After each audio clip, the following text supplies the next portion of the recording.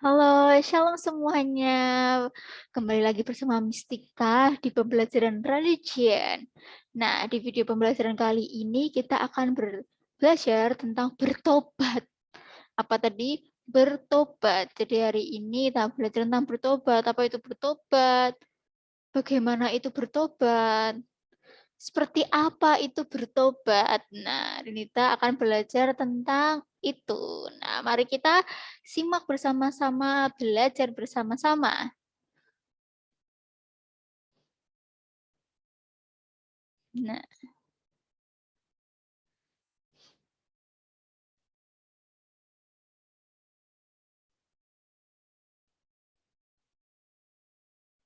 Nah, ini dia ya tentang bertobat.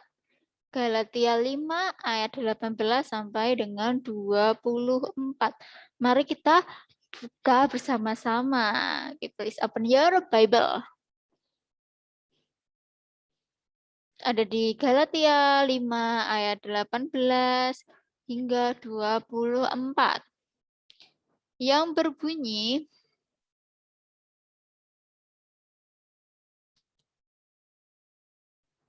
akan tetapi jikalau kamu memberi dirimu dipimpin oleh roh, maka kamu tidak hidup di bawah hukum Taurat. Perbuatan daging telah nyata, yaitu percabulan, kecemaran, hawa nafsu, penyembahan berhala, sihir, perseteruan, perselisihan, iri hati, amarah, kepentingan diri sendiri, percederaan, roh pemecah, kedengkian, kemabukan, pesta pora, dan sebagainya. Terhadap semuanya itu kuperingatkan kamu, seperti yang telah kubuat dahulu, bahwa barang siapa melakukan hal-hal yang demikian, ia tidak akan mendapat bagian dalam kerajaan Allah.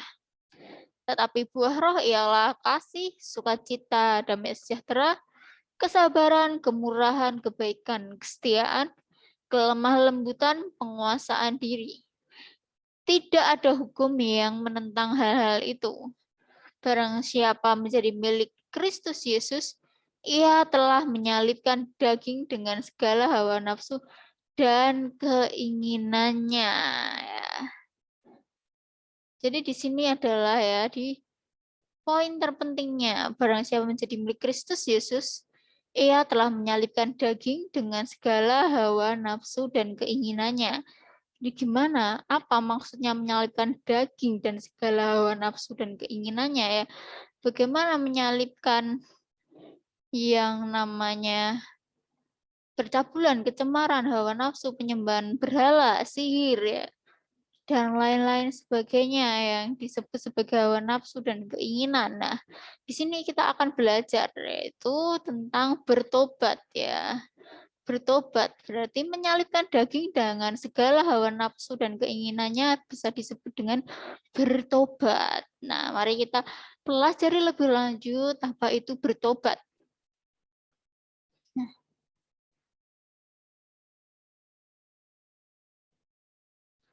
oke ini ya. Oke, sebentar. Tulisan tertutup.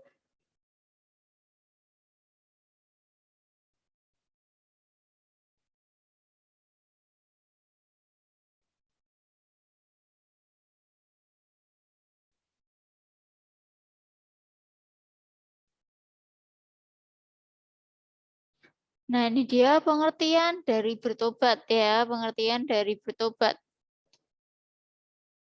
Bisa kita lihat bersama-sama ya yang sudah diperbaiki ini.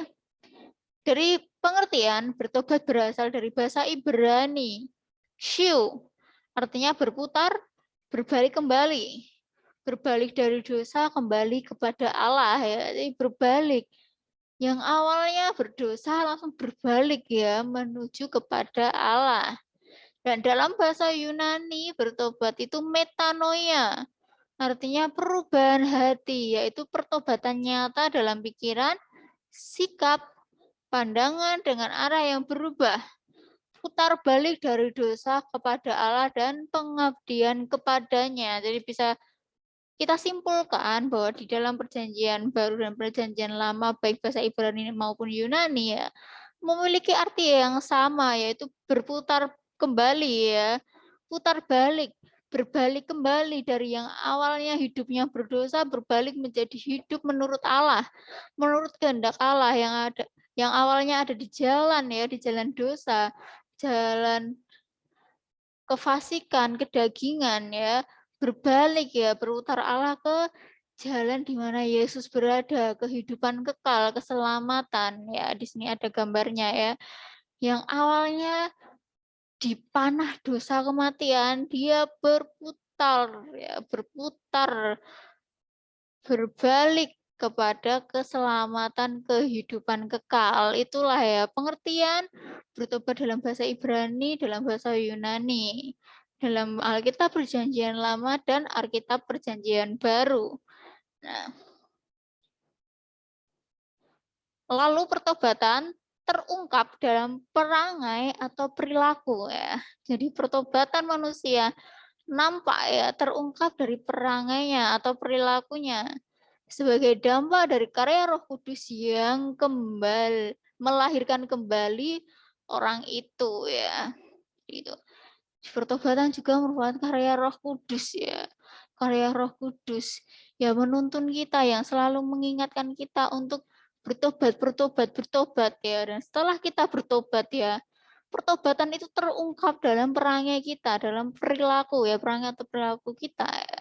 Sebagai dampak dari karya Roh Kudus yang melahirkan kembali orang yang bertobat itu. Nah, dan in Christ and creation. Ya, pertobatan merupakan awal dari sebuah kehidupan baru. Jadi bisa dikatakan orang yang bertobat memulai kehidupan baru, meninggalkan kehidupannya yang lama, meninggalkan kebiasaan lama dan memulai kebiasaan baru menurut kehendak Kristus, menurut firman Yesus Kristus. Mari kita buka di 2 Korintus 5 ayat 17.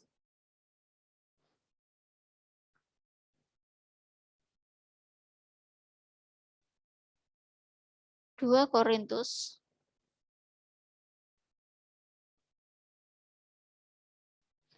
Jadi siapa yang ada di dalam Kristus?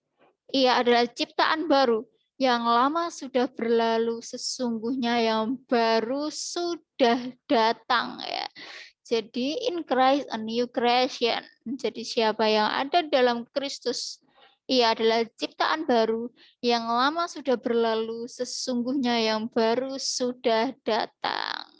Itu kenapa pertobatan merupakan awal dari sebuah kehidupan yang baru, yang awalnya mungkin suka berbohong, suka mencuri, suka mencontek, memulai hidup baru yang senantiasa jujur ya, dalam setiap kehidupannya, lemah lembut, penuh dengan kasih. Nah, berbeda dengan cara hidupnya yang lama ketika sudah mengalami pertobatan. Nah, dan pertobatan menjadi syarat mutlak untuk menerima keselamatan dari Allah. Jadi perlu digarisbawahi dan perlu kita ketahui bahwa pertobatan itu menjadi syarat mutlak untuk kita sebagai manusia menerima keselamatan dari Allah. Ya. Kenapa bisa seperti itu? Nanti kita akan bahas. Ya, oke, kita lanjut dulu. Jadi tidak ada perjumpaan dengan Allah yang Maha Kudus bila tidak ada pertobatan. Ya, tidak ada ya. Tidak akan ada manusia yang bisa berjumpa dengan Allah, mengalami perjumpaan dengan Allah yang Maha Kudus bila tidak ada pertobatan dalam dirinya, dalam hidupnya. Dan kedua, pertobatan tidak hanya terjadi sekali, tetapi harus terjadi berulang setiap hari dan setiap saat. Ya, tidak sekali dalam seminggu, tidak sekali ketika kita menyesali dosa kita, kita bertobat dan besoknya kita sudah tidak pernah bertobat, itu salah ya. Itu tidak ya. Jadi pertobatan itu tidak hanya dilakukan sekali, 2 kali, 3 kali, 4 kali ya, tetapi terus ya terjadi berulang setiap hari dan setiap saat selama kita masih ada di dunia ini ya. Itulah pertobatan yang sesungguhnya ya, karena kita sebagai manusia ya di dalam kehidupan kita kita pasti melakukan kesalahan baik yang disengaja maupun tidak disengaja. Oleh karena itu kita harus segera menyesali apa yang menjadi kesalahan kita, apa yang menjadi dosa kita, minta ampun kepada Tuhan dan mulailah hidup yang baru, tinggalkan hal yang salah itu, tindakan yang salah itu. Nah, itu kenapa harus terjadi berulang setiap hari dan setiap saat. Lalu, pertobatan bukanlah tentang perasaan atau apa yang dipikirkan, melainkan tindakan nyata. Karena itu pertobatan mencakup seluruh aspek kehidupan. Jadi tidak hanya secara perasaan menyesal, secara pikiran merasa bersalah, merasa dosa, sudah cukup hanya seperti itu. No, itu salah ya. Yang benar adalah yang paling benar. Pertobatan itu nampak dari perilaku, nampak dari perangai. Ada tindakan nyatanya ya. Semua orang bisa melihat kalau hidup kita sudah baru, kebiasaan kita sudah baru.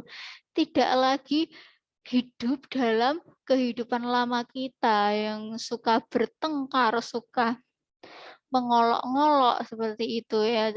Tidak hanya merasa bersalah, sudah mengolok-ngolok, tidak hanya berpikir kalau itu tindakan salah mengolok-ngolok, tetapi ada tindakan nyatanya yaitu stop, berhenti mengolok-ngolok dan selalu mengucapkan berkat, mengucapkan kasih, lemah lembut. Itulah ya pertobatan yang nyata. Nah, di sini ya, mengapa pertobatan Raja Daud memperkenan hati Tuhan? Kenapa ya? Raja Daud ketika dia sudah berdosa, jatuh dalam dosa, lalu dia bertobat kepada Allah. Kenapa? Kenapa bisa Allah menerima pertobatan dari Raja Daud ini ya? Mari kita simak bersama-sama. Nih, ada di Mazmur 51 ya. Kitab yang ditulis oleh Raja Daud. Ini. Di judul perikopnya adalah pengakuan dosa. Jadi di sini Raja Daud mengakui semua dosa-dosanya, menyesali semua dosa-dosanya. Apa saja ya, apa saja yang salah, apa saja yang dosa ya, dia mengakui semuanya ya. Jadi di sini dikatakan Raja Daud menuliskan penyesalannya ya. Ia seorang raja, tetapi tidak malu mengakui dosanya ya. Jadi dia tidak gengsi, tidak merasa berkuasa ya, tapi dia mau merendahkan hatinya, merendahkan dirinya untuk mengakui dosanya, bahwa ia berdosa, bahwa ia bersalah. Daud tidak mau hidup tanpa Allah, ia tidak dapat menjadi raja tanpa penyertaan Allah ya. Jadi dia tahu ya, dia bisa menjadi raja itu karena penyertaan Allah. Tanpa Allah hidup dia bukan siapa-siapa, bukan apa-apa ya. Dia menyadari, sangat menyadari akan hal itu. Oleh karena itu Daud tidak mau hidup tanpa Allah. Ia tahu akan mendapat hukuman jika tidak bertobat ya. Jadi bagi manusia yang tidak bertobat, tentu ya niscaya akan mendapat hukuman. Jadi sejak saat itu Daud bertobat, berbalik dari dosa kepada Allah ya. Daud tidak lagi mengulangi dosanya lagi. Oleh karena itu kita tahu kenapa pertobatan Raja Daud diterima oleh Allah. Karena yang pertama ya, dia mengakui ya, menyesali ya di dalam perasaan pikirannya ya, di dalam pikiran dan perasaannya. Dia mengakui bahwa dia berdosa, bahwa dia bersalah ya. Dan yang paling penting yaitu dia mau ya, mau meninggalkan, mampu meninggalkan dosanya ya, tidak jatuh ke dalam dosa berkali-kali ya, dosa yang sama itu ya. Jadi setelah dia mengakui, menyesali, dia bertobat, berbalik dari dosa kepada Allah ya. Tidak lagi mengulangi dosanya lagi. Lalu hidup menurut Kristus ya. Itulah kenapa pertobatan Raja Daud diterima oleh Allah. Nah, penyesalan harus disertai dengan pertobatan ya. Banyak orang hanya menyesal, tetapi mengulangi dosanya karena penyesalan itu tidak disertai pertobatan ya. Allah mau agar manusia bertobat. Jadi maunya Allah tidak hanya kita menyesal, tidak hanya kita mengakui dosa kita ya, tetapi juga kita bertobat ya. Tahu ini salah, ini menyakiti hati Tuhan dan meninggalkan semua itu berbalik kepada Allah. Jadi penyesalan itu memang harus disertai dengan pertobatan, tidak hanya dikatakan, tidak hanya dirasakan, tidak hanya difikirkan, tetapi juga dilakukan di dalam kehidupan kita. Itulah pertobatan yang memperkenan hati Allah.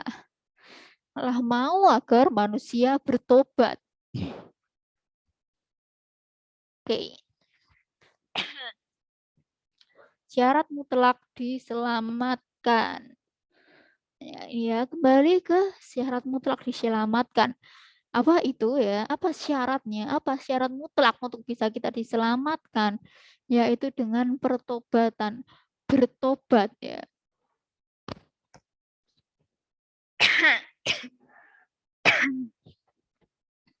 Pertobatan adalah syarat mutlak untuk menerima keselamatan dari Tuhan Yesus ya.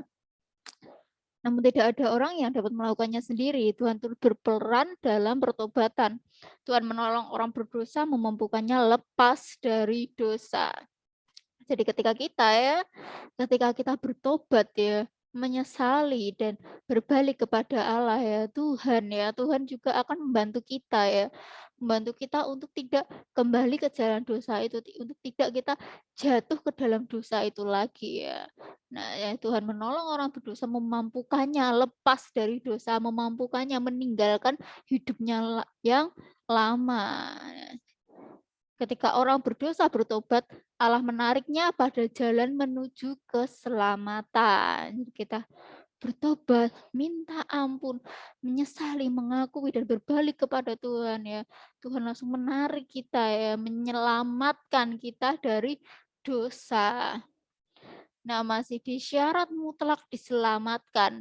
Ketika kita melakukan kesalahan, Tuhan menghendaki kita bertobat ya. Tidak diam saja, tidak cuek saja, masa bodoh ya, tetapi kita harus bertobat ketika kita melakukan kesalahan.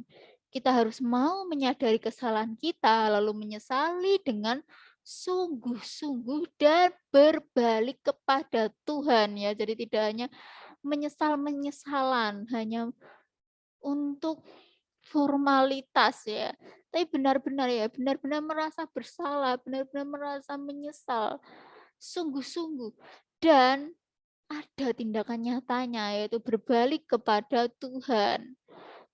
Kita tidak melakukan tindakan-tindakan yang menyedihkan hatinya ya. Jadi kita sudah tidak lagi melakukan tindakan-tindakan yang menyedihkan hati Tuhan, karena kita sudah berbalik kepada Tuhan, berbalik dari jalan dosa kepada Tuhan, yaitu dengan menaati firman Tuhan, melakukan apa yang menjadi kehendak dan perintah Tuhan. Jadi pertobatan sangat perlu, sebab inilah awal orang berdosa menerima kembali kasih karunia keselamatan dari Allah. Dan bertobat pun memiliki konsekuensi, yaitu apa konsekuensi dari bertobat?